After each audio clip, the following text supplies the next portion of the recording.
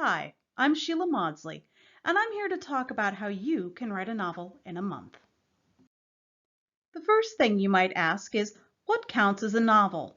Well, it's a work of fiction, but how long does it have to be to count as a novel?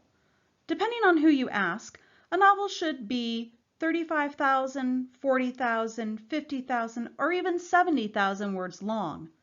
For some idea of how many words that is, The Lion, the Witch, and the Wardrobe by C.S. Lewis is a little over 38,000 words, and The Catcher in the Rye by J.D. Salinger is a little over 73,000. So now that we have some idea of what a novel is, you might be asking, why would anyone want to write one in a month? Well, first of all, it's an exciting creative opportunity. Second, if you're trying to write a novel in a month, you don't have time to overthink it. You only have time to write your first draft. Revision can happen in a different month. And third, it's pretty hard to write a novel in a month without setting up some sort of routine, so it gives you the chance to see how writing can fit into your life. The idea of writing a novel in 30 days was popularized by National Novel Writing Month, which happens every November. For National Novel Writing Month, the idea is to start writing at midnight November 1st and finish with at least 50,000 words on November 30th at 11:59 p.m. The organization behind NaNoWriMo also sponsors Camp NaNoWriMo every April and July.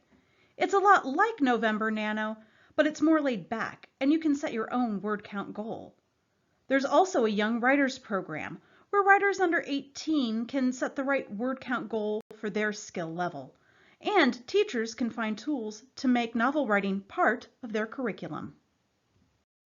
I've participated in NaNoWriMo numerous times, and I find that it helps to be able to write a novel in a month if I've already done some outlining ahead of time. So how do you outline a novel? I suggest spending some time thinking about your settings, characters, and plot. For the setting, you're obviously going to want to think about where it takes place, but also more specifically about the kind of people who live there, the culture, the climate, and other facts.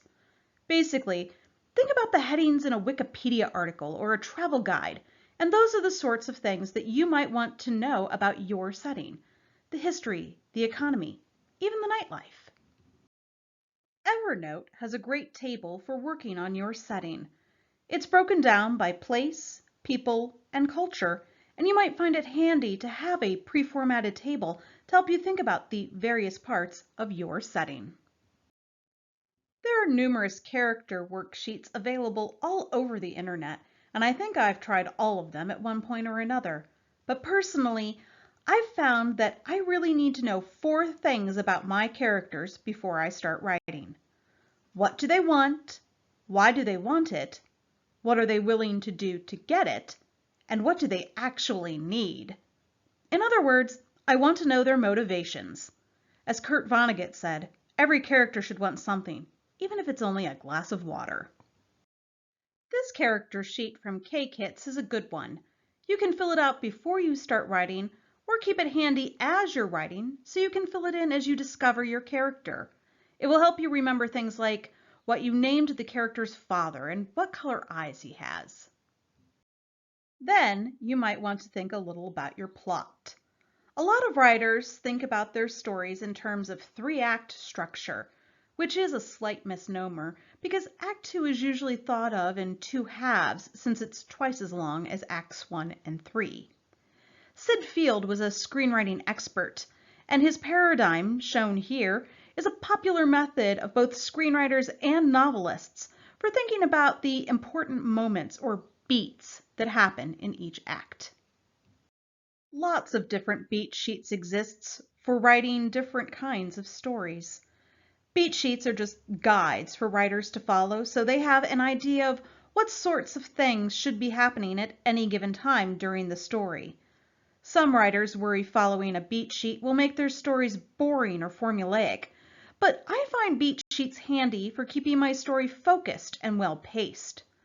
One of the most famous beat sheets was created by Blake Schneider, author of the screenwriting book Save the Cat.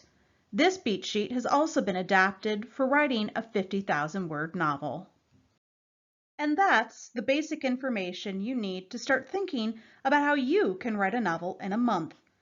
Here are some links to the worksheets and resources I mentioned. To see my entire PowerPoint, use the link in the notes.